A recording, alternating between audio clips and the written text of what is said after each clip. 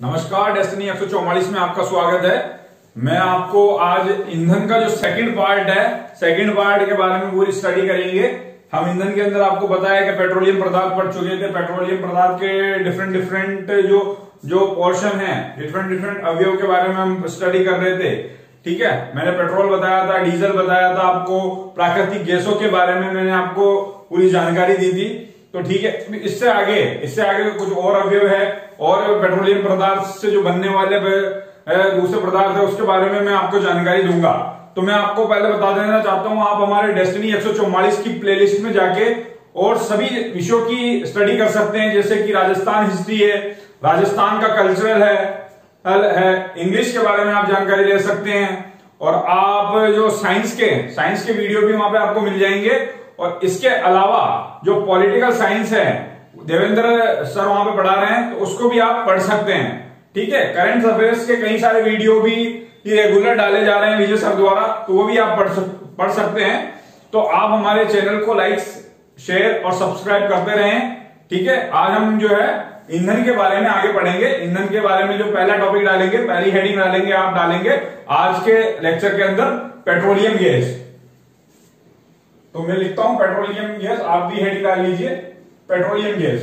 तो petroleum gas क्या होती है, मैं आपको बता देता हूं, जानकारी दे देता हूं। पेट्रोलियम गैस क्या होती है? पेट्रोलियम गैस वह गैस होती है जो पेट्रोलियम पदार्थ को जब हम क्या करते हैं, प्रभाजी आसवन विधि के द्वारा प्रभाजी आसवन विधि के अंदर इसको लाया जाता है पेट्रोलियम पदार्थ को, जो फिर हमें जो गैस प्राप्त होती है वह गैस कौन सी होती है? पेट्रोलियम गैस होती है। तो लिखेंगे इसके अंदर आप पेट्रोलियम पदार्थ, आप सभी अवगत होंगे पेट्रोलियम पदार्थ से। पेट्रोलियम पदार्थ को प्रभाजी आसवन विधि द्वारा, प्रभाजी आसवन विधि द्वारा किसमें? पेट्रोलियम पदार्थ में पेट्रोलियम गैस में बदला जाता है, गैस में बदला जाता है।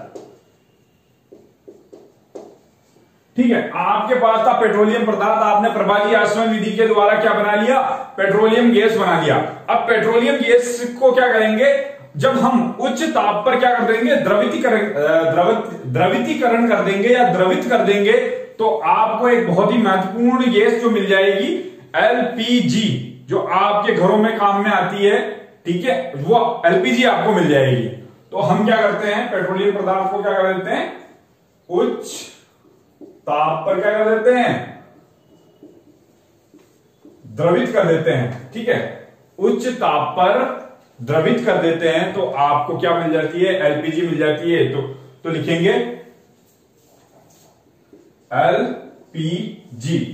ठीक है, एलपीजी आपको मिल जाएगी, आपकी जो घरों में खाना बनाने के काम में आती है एलपीजी। ठीक है, वो आपको मिल जाएगी। ठीक है, तो क्या करेंगे, जब पेट्रोलियम गैस को, तो यहां पर ध्यान रखेंगे, पेट्रोलियम गैस को क्या कर रहे हैं हम, उच्च ताप पर क्या कर रहे हैं, उच्च ताप पर द्रवित करते हैं, उच्च ताप पर द्रवित करते हैं, तो आपकी क्या मिल जाती है? एलपीजी मिल जाती है। एलपीजी मैं आपको बता देता हूं, एलपीजी क्या काम में आती है, आपके घरों में खाना बनाने के काम में आती है। तो इसको क्या कहते हैं, एलपीजी को आप क्या कहेंगे, कुकिंग गैस भी कहेंगे। क्या कहेंगे? कुकिंग गैस भी कहते हैं। एलपीजी को हम कुकिंग गैस भी कहते हैं। तो एलपीजी एक महत्वपूर्ण गैस है, तो इसके बारे में और जानकारी ले लेते हैं। जो एलपीजी का जो मुख्य घटक होगा, तो आप ध्यान रखेंगे, एलपीजी का जो मुख्य घटक होता है वह ब्यूटेन होता है। तो ये लाइन भी आप नोट डाउन कर लीजिए, एलपीजी का मुख्य घटक या अवयव कह लीजिए, वो क्या होता है? ब्यूटेन होता है। ठीक है, क्या होता है? Butane, C4H10, butane. तो एलपीजी का मुख्य घटक मैंने आपको बता दिया कि ब्यूटेन होता है। और एलपीजी में इसके अलावा क्या क्या होता है, तो ये भी आप जान लीजिए। मेथेन होती है, एथेन होती है, प्रोपेन, ये 3 गैसें भी पाई जाती है एलपीजी में। तो ये भी याद रखिएगा, एलपीजी में क्या होते हैं, मेथेन, CH4 सब जानते हैं, एथेन, ये मेथेन है, यहां पे लिख देता हूं, मेथेन, एथेन, प्रोपेन भी पाई जाती है।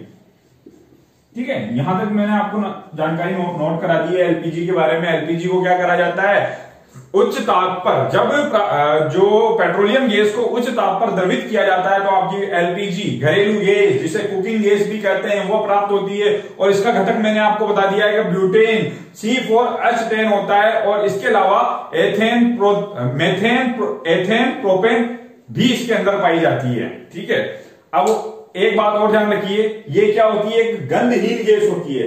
कैसी गैस होती है, गंधहीन गैस होती है। तो नोट डाउन करेंगे, ये लाइन भी नोट डाउन करेंगे कि भाई जो एथेन है कैसी गैस होती है, आपकी गंधहीन गैस होती है। सॉरी, एलपीजी जो गैस होती है यह है गंधहीन गैस होती है, गंधहीन गैस होती है। अब आप कहेंगे कि एलपीजी में से तो बदबू आती है। आपने कभी ना कभी, हमेशा कभी ना कभी देखा होगा कि जब भी कोई हमारी एलपीजी जो है लीक होती है तो गंध तो आती है। तो यह है, वैसे एलपीजी जो है गंधहीन होती है, लेकिन इसके रिसाव का पता लगाने के लिए इसमें एक पदार्थ मिलाया जाता है। उस पदार्थ का नाम है एथिल मर्कैप्टेन। ठीक है, इसमें जो पदार्थ मिलाया जाता है वो कौन सा है, एथिल मर्कैप्टेन। इसके रिसाव का पता लगाने के लिए कौन सा पदार्थ मिलाया जाता है, एथिल मर्कैप्टेन। काफी इंपॉर्टेंट लाइन लिखा रहा हूं, ध्यान रखेंगे। इसके रिसाव का पता लगाने के लिए एथिल मर्कैप्टेन मिलाया जाता है। तो लिखेंगे इसका रिसाव का पता लगाने के लिए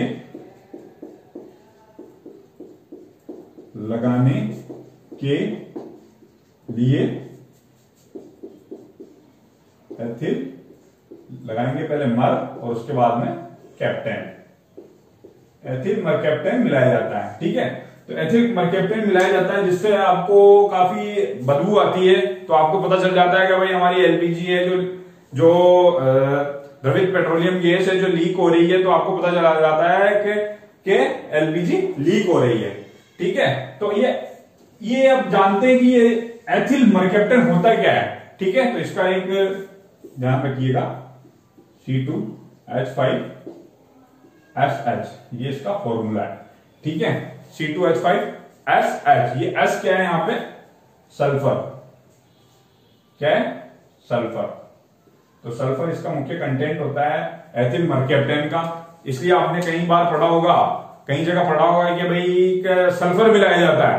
ठीक है, तो इनडायरेक्टली सल्फर ना मिला के इसमें क्या मिलाया जाता है, एथिल मर्कैप्टेन मिलाया जाता है, जिसका मुख्य कंटेंट जो क्या है, सल्फर है। तो सल्फर आपको पता है कितना बदबू आती है सल्फर में, तो इसलिए आपको इस गैस में कैसे बदबू आने लगती है। तो इसका मुख्य कंटेंट एथिल मर्कैप्टेन का क्या है, सल्फर है। तो दोनों ही आ सकते हैं ऑप्शन में, सल्फर भी आ सकता है, एथिल मर्कैप्टेन भी आ सकता है। तो एलपीजी में कह सकते हैं कि ये मिलाए जाते हैं, एथिल मर्कैप्टेन मिलाया जाता है, जिसका जो कंटेंट है, जिसका जो घटक है सल्फर है। नोट डाउन कर लीजिए।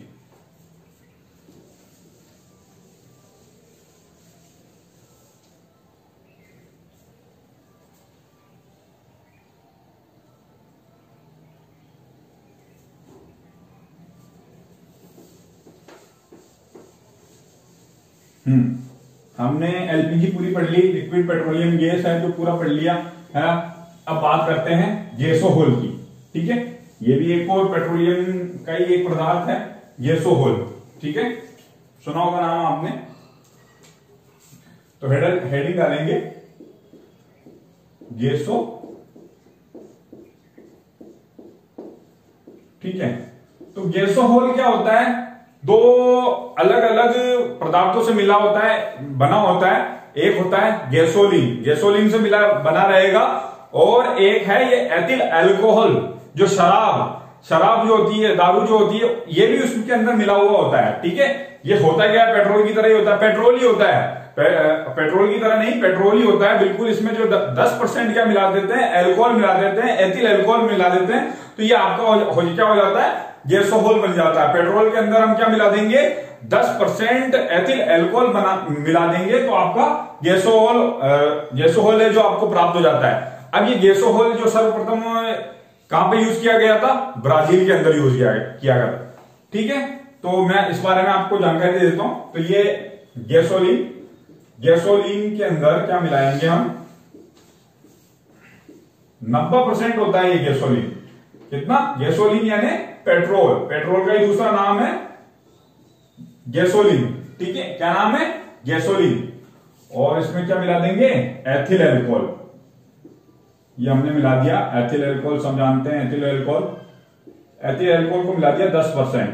ठीक है, शराब भी कह सकते हैं, तो आप एथिल अल्कोहल ही जानकारी में। जब हम पेट्रोल के अंदर, यानी गैसोलीन इसको कहते हैं, पेट्रोल को गैसोलीन भी कहते हैं। अमेरिका में जो कभी आपने अमेरिकन मूवीज वगैरह देखी होगी, या कोई अमेरिका के बारे में कोई जानकारी रखता होगा, तो वहां पे पेट्रोल को क्या कहते हैं, गैस करते हैं। पेट्रोल पंप पे क्या लिखा रहता है, पेट्रोल ना लिखकर वहां पे गैस लिखा रहता है। क्यों लिखा रहता है, क्योंकि वो गैसोलीन बेचते हैं।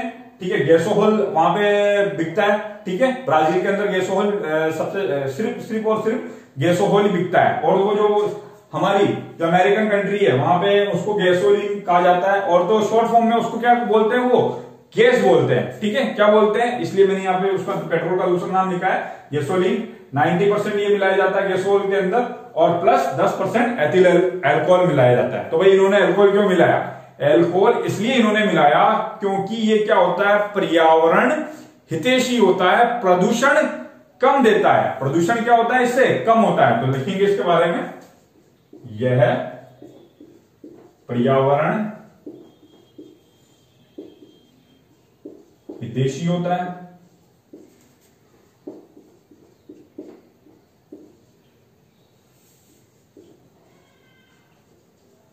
प्रदूषण कम होता है।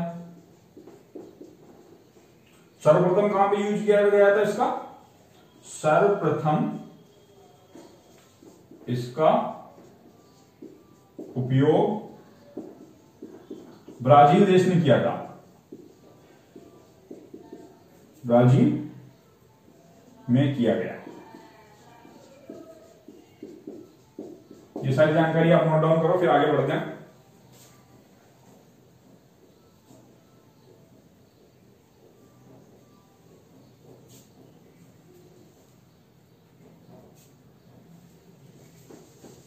तो ये यहाँ पे पेट्रोलियम पदार्थ के जो है सभी जो दूसरे पदार्थ है, पेट्रोलियम पदार्थ से जो बनते हैं उसको खत्म हो जाते हैं आपके। अब कुछ केसें और रह जाती है, तो उस बारे में भी हम जानकारी ले लेते हैं। ठीक है, आपने सुनी होगी कोल गैस, तो हेडिंग डालेंगे कोल गैस, कोल गैस लिख लो।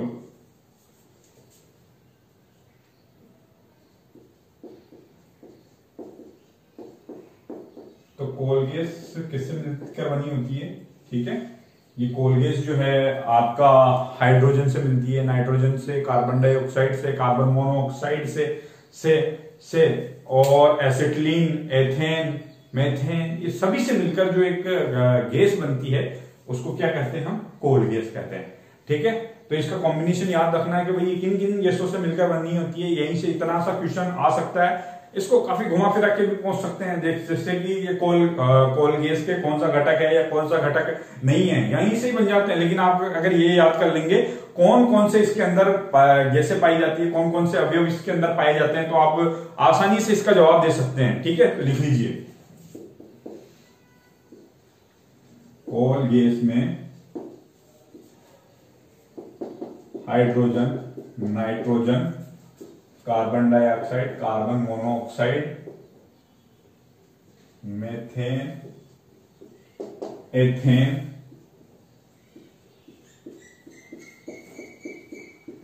एसिटिलीन पाई जाती है। ठीक है, तो कोल गैस के अंदर hydrogen, nitrogen, carbon dioxide, carbon monoxide, ethane, methane, acetylene, ये सभी गैसों का कॉम्बिनेशन क्या होता है? कोल गैस होता है। तो नोट डाउन कर लीजिए, यहां से भी क्वेश्चन आ सकता है आपका। अब बात करते हैं प्रोड्यूसर गैस के बारे में, यानी कि उत्पादक गैस आपकी।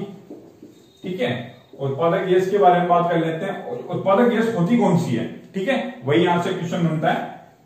कार्बन मोनोऑक्साइड और प्लस नाइट्रोजन को जब हम मिक्स कर देते हैं तो उत्पादक गैस बन जाती है आपकी। ठीक है, तो इसके बारे में यहां से एक क्वेश्चन बन सकता है। और एक इनका कार्बन मोनोऑक्साइड और नाइट्रोजन का अनुपात भी पूछ सकता है। इसमें क्या होता है?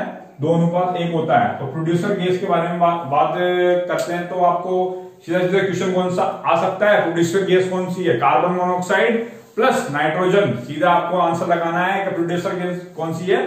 कार्बन मोनोऑक्साइड और नाइट्रोजन, ये प्रोड्यूसर गैस होती है। अब बात करते हैं, एक और गैस की बात कर लेते हैं। तो जैसे कि जल गैस कौन सी होती है?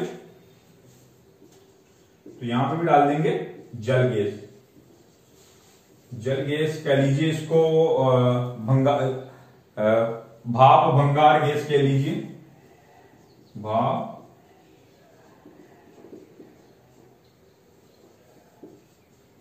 तो ये कार्बन मोनोऑक्साइड की जगह क्या करना है आपको?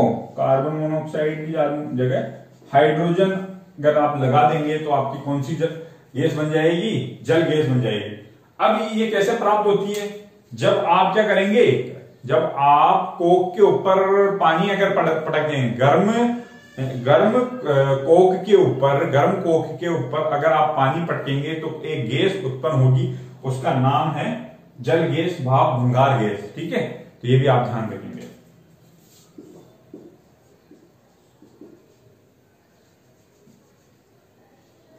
गर्म कोक के ऊपर पानी डालने पर यह प्राप्त होती है। ठीक है, ये सारी जानकारी आप नोट कर लीजिए, फिर आगे बढ़ते हैं कि भाई इसके आगे जो है मैं आपको कोयले के बारे में पढ़ाऊंगा। ठीक है, कोयले के कौन से प्रकार है, ये सारी पूरी जानकारी हम पढ़ेंगे, इसको नोट डाउन करो।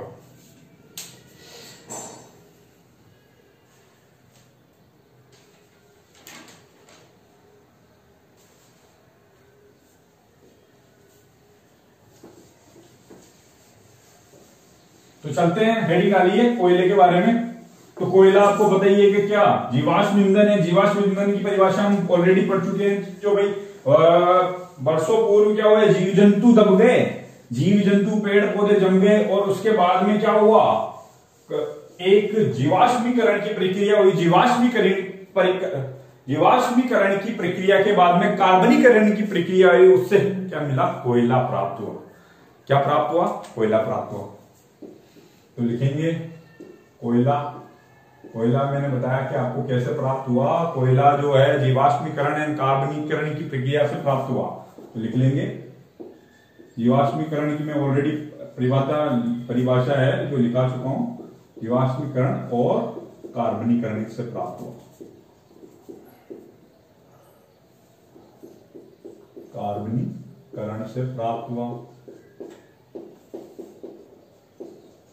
तो आपको ये भी पता चल गया होगा ये जीवाश्म ईंधन है, तो ये लाइन भी लिख लीजिए, यह जीवाश्म ईंधन है।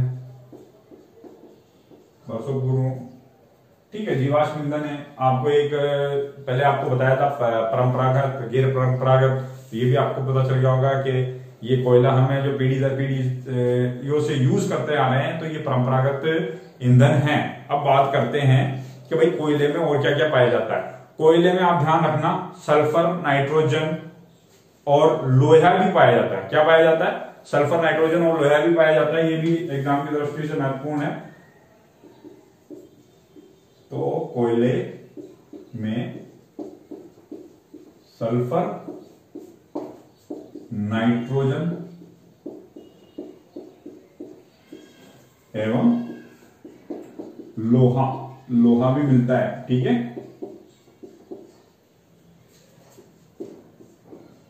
ठीक है। अब हम वर्गीकरण की तरफ बढ़ते हैं कि भाई कोयले का वर्गीकरण किया जाए। कोयले को कार्बन के आधार पर वर्गीकृत किया गया है। 4 प्रकार से आप वर्गीकृत करते हैं, सब जानते हैं कि भाई एक कौन कौन से वो 4 प्रकार हैं। तो कमेंट करके भी बता दीजिए, फटाफट से कमेंट करके बता दीजिए कौन कौन से 4 प्रकार हैं। ठीक है, तो मेरे बताने से पहले फटाफट बता दीजिए कि भाई कौन कौन से 4 प्रकार हैं। कोयले को कार्बन के आधार पर किस तरह से वर्गीकृत किया गया है, 4 प्रकार में वर्गीकृत किया गया है। तो मैं आपको बता देता हूं, पहला है एंथ्रासाइट, दूसरा है बिटुमिनस, तीसरा लिग्नाइट कहेंगे और चौथे को हम पीट कहेंगे। अलग अलग इसमें कार्बन की मात्रा होती है। तो लिखेंगे कोयला एडिंग डालेंगे और वर्गीकरण किस आधार पे कर रहे हैं हम, कार्बन के आधार पर वर्गीकृत करेंगे। कार्बन के आधार पर वर्गीकृत करेंगे। ठीक है, तो कौन कौन से मैंने बताया, एक एंथ्रासाइट, ठीक है, और दूसरा हो गया आपका बिटुमिनस, तीसरे की बात करते हैं लिग्नाइट, जिसे भूरा कोयला भी कहते हैं। अब बात करते हैं पीट, ये चौथा और अंतिम कोयला। ठीक है, अब ये 4 कोयले हैं। एंथ्रासाइट है जो 94 से 98% तक इसमें कार्बन होता है। बिटुमिनस की बात करते हैं 78 से 86 तक इसमें कार्बन होता है। जब हम लिग्नाइट पे आएंगे 60 से 70% जिसमें कार्बन होगा वो लिग्नाइट होगा, और 50 से 60 जिसमें कार्बन होगा, जो कि अत्यंत घटिया किस्म का कार्बन माना जाता है, वह पीट, और सबसे उत्तम किस्म का कार्बन एंथ्रासाइट। ये आपको पता चल गया होगा कि कौन सा उत्तम है और कौन सा कार्बन जिसमें ज्यादा है वो बढ़िया कोयला होता है, जो इसमें कार्बन की संख्या कम है वो घटिया कोयला होता है। ठीक है, तो सबसे अच्छा कोयला है तो इसके बारे में लिखेंगे सबसे अच्छा कोयला। सबसे अच्छा कोयला होगा तो इसकी क्या होगी, ऊष्मीय मान भी ज्यादा होगा। ऊष्मीय मान के बारे में हमने पढ़ा था, तो इसका क्या होगा, ऊष्मीय मान भी ज्यादा होगा। ऊष्मीय मान भी ज्यादा होता नहीं होता है।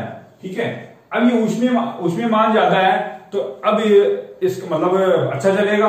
ठीक है, और एक और इसमें होता है, जब ये अच्छा कोयला है, कार्बन की संख्या ज्यादा है, तो इसमें क्या स्वतः ही क्या होगा, जीवाश्म की मात्रा कम होगी। जीवाश्म से ही तो बना है कोयला, तो जीवाश्मीकरण हुआ, कार्बनीकरण हुआ, तो जीवाश्म तो खत्म हो गया, कार्बन सारा बन गया, तो इसमें जीवाश्म की कम मात्रा होगी तो अच्छा चलेगा। तो इसमें लिखेंगे जीवाश्म की मात्रा, यानी कोई जीव वगैरह इसके साथ चिपका हुआ नहीं होगा, जीवाश्म की मात्रा कम होगी। ठीक है, तभी तो अच्छा चलेगा। और ये जो है जीवाश्म की मात्रा कम होगी, और इसके अलावा जो है ये सबसे गहराई में मिलेगा। एंथ्रासाइट है, सबसे जमीन के सबसे नीचे कौन सा कोयला मिलेगा, ये आपका एंथ्रासाइट मिलेगा। ठीक है, सबसे गहराई में पाया जाता है। ये कहां पे पाया जाएगा, सबसे गहराई में पाया जाता है। कार्बन की मात्रा भी अधिक होती है, उसमें मान भी अधिक होता है, और जीवाश्म भी इसमें कम होता है, और इसकी आयु भी अधिक होती है। ठीक है, सबसे पुराना सभी मतलब सभी ये जितने भी कोयले हैं इसमें सबसे ज्यादा आयु भी किसकी है, इसकी सबसे अधिक आयु होती है इसकी। ठीक है, तो ध्यान रखेंगे, ये भी लाइन याद रखेंगे कि सबसे अधिक आयु होती है किसकी, एंथ्रासाइट की, क्योंकि ये सबसे अच्छा है, तो सबसे ज्यादा उम्र भी इसकी होगी, सबसे ज्यादा उसमें मान भी होगा। हाँ, और सबसे गहराई में भी सबसे ज्यादा मुश्किल से मिलेगा, क्योंकि जो अच्छा होता है वो चीज क्या मुश्किल से मिलती है। तो गहराई में कौन सा, एंथ्रासाइट आपका मिलेगा। अब बात करते हैं बिटुमिनस की। 78 से लेके कितना, 78 से लेके 86 तक इसमें कार्बन होता है, और इसको हम क्या कह लेते हैं, देखो बिटुमिनस। और ये बिटुमिनस की खासियत क्या होती है, बिटुमिनस के बारे में पूछेंगे तो ये सबसे कोमल कोयला होता है। तो ये है कोमल कोयला होता है। ठीक है, बिल्कुल मतलब सॉफ्ट होता है। ठीक है, कोमल कह सकते हैं, सॉफ्ट कह सकते हैं, तो ये कोमल कोयला होता है। ठीक है, इस बारे में ये ध्यान रखेंगे। इसके बारे में जब भी बिटुमिनस की बात करेंगे, जो बिट्टू नाम के आदमी कैसे होते हैं, कोमल होते हैं भाई, अच्छे काम करते हैं, घर के काम भी करते हैं। तो ये इसके बारे में ये भी ध्यान रखेंगे कि भाई ये जो बिटुमिनस कोयला है घरेलू कोयला है, घर में उपयोग होता है। घर में उपयोग होता है। तो बिटुमिनस क्या होता है? घर में उपयोग होगा। और धरती पे सबसे ज्यादा जो कोयला पाया जाता है, धरती के अंदर जो सबसे ज्यादा कोयला पाया जाता है वह भी क्या है? बिटुमिनस है। तो इसके बारे में धरती पर सबसे ज्यादा उपलब्ध तो कौन सा कोयला है? बिटुमिनस है। 80% तक जो कोयला है वो कौन सा कोयला है? धरती में 80% कोयला जो पाया जाता है वह बिटुमिनस है। ठीक है, अब बात करते हैं लिग्नाइट के बारे में। लिग्नाइट के बारे में 60 से 70 जो प्रतिशत कार्बन जिसमें होता है वो लिग्नाइट होता है। और लिग्नाइट के बारे में एक महत्वपूर्ण बात ध्यान रखिएगा, ये क्या? इसको भूरा कोयला भी कहते हैं। कौन सा कोयला कहते हैं? भूरा कोयला। ठीक है, इसके बारे में यही महत्वपूर्ण बात है जो आपको ध्यान रखनी है कि लिग्नाइट जो कोयला होता है वह भूरा कोयला होता है। और 60 से 80% तक जो जिसमें कार्बन होता है वह लिग्नाइट होता है। ठीक है, और बाकी तो और बातें और मैं बता दूंगा कि भाई इसकी आयु इनसे कम होती है, जो इससे कम होगी, और ये किस गहराई पे पाए जाएंगे ये भी मैं आपको बताऊंगा इसके बाद में। ठीक है, पहले बात कर लेते हैं पीट की। पीट सबसे घटिया किस्म का कोयला होगा। आपको पता सबसे कम आयु भी इसी की होगी, तो लिखेंगे सबसे कम आयु, सबसे कम आयु होगी इसकी, सबसे ऊपर पाया जाता है। ठीक है, सबसे ऊपर पाया जाता है, सबसे कम गहराई में पाया जाता है, सबसे ऊपर ये पाया जाता है। ठीक है, अब जब इसमें कार्बन कम होगा तो क्या सबसे ज्यादा होगा? इसमें जीवाश्म सबसे ज्यादा होगा। क्या ज्यादा होगा? जीवाश्म इसमें सबसे ज्यादा होगा, सबसे ज्यादा होगा।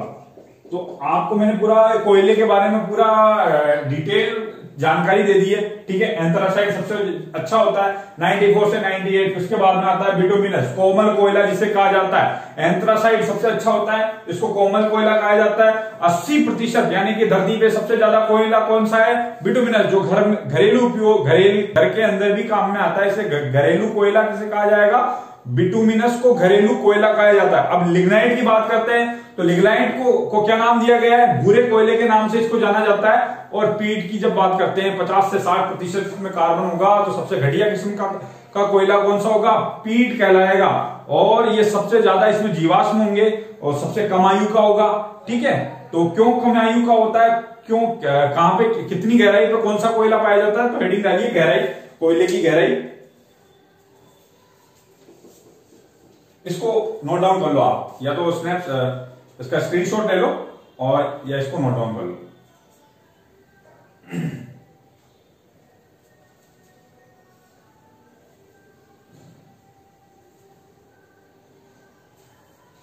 चलते हैं हम कि भाई किस गहराई पे कौन सा कोयला मिलता है।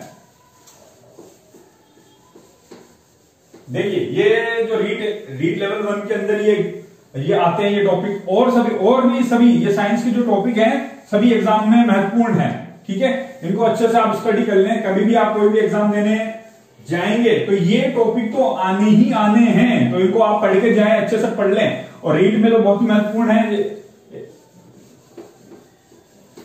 अब बात करते हैं कोयले की गहराई से। तो मैं आपको बताना चाहता हूं कि भाई लाइक शेयर हमारे वीडियो को करते रहें, सब्सक्राइब करते रहें हैं, और प्लेलिस्ट में जाकर भी आप और दूसरे विषय भी आप पढ़ें, ताकि जब भी एग्जाम लगे ताकि आपका स्कोर अच्छा हो और आपको सरकारी नौकरी मिल जाए।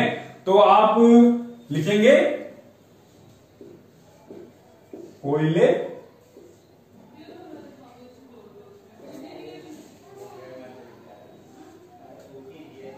कोयला की उपलब्धता, किसके आधार पर?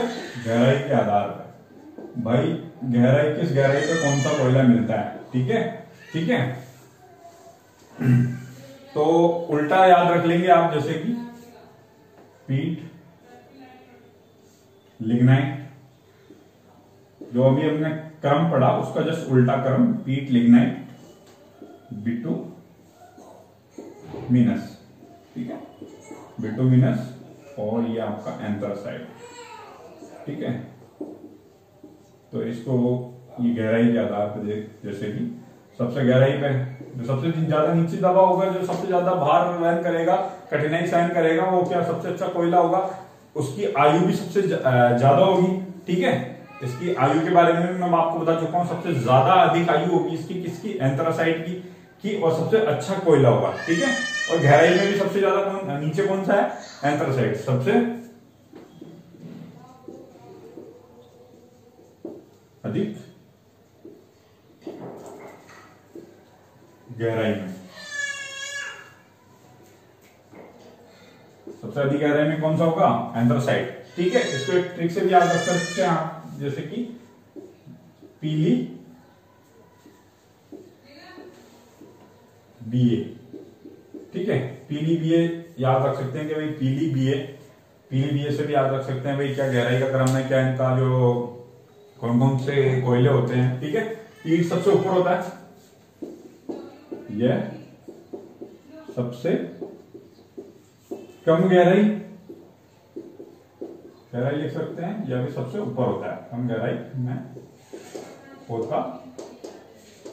कम गहराई में होगा तो आयु भी क्या होगी, इसकी कमी होगी।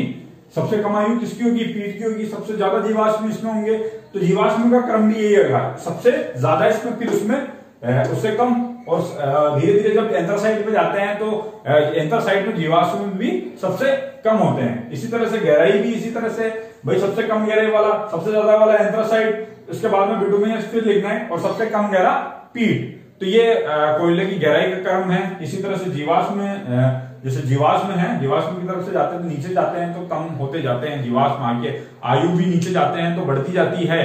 तो ये हो गया आपका कोयला। अब डालेंगे हेडिंग कोलतार के बारे में जानकारी ले लेते हैं कि भाई कोलतार क्या होता है, कोलतार क्या क्या काम में आता है। हेडिंग डालेंगे आप कोलतार।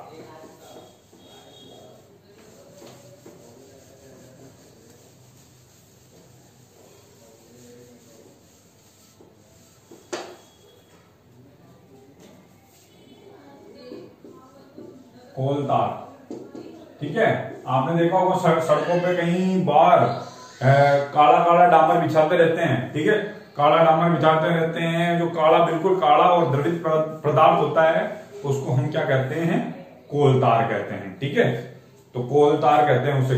देखा ही होगा, आपका प्रत्यक्ष रूप से देखा होगा, ड्रम के ड्रम भरे हुए आते हैं, लेकिन फिर उसमें क्या मिला दिया जाता है, रोड़ी मिला दिया जाता है, थोड़ा उसको गाढ़ा कर दिया जाता है, फिर क्या बिछा दिया जाता है, आपका रोड बिछा दिया जाता है। तो इसमें लिखेंगे इसके अंदर क्या होता है, कार्बन की लगभग कार्बन की संख्या कितनी होती है, 200 या 200 से अधिक होती है। ठीक है, इसमें कार्बन की संख्या 200, लगभग 200 होती है।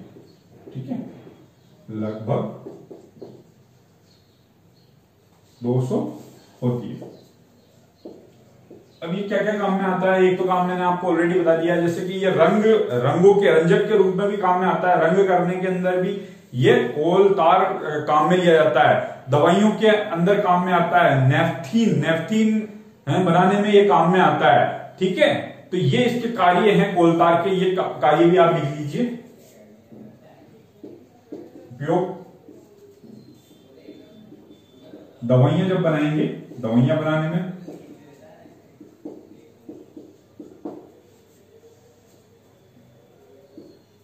रंजक के रूप में, रंजक यानी रंग करने में, रंजक के रूप में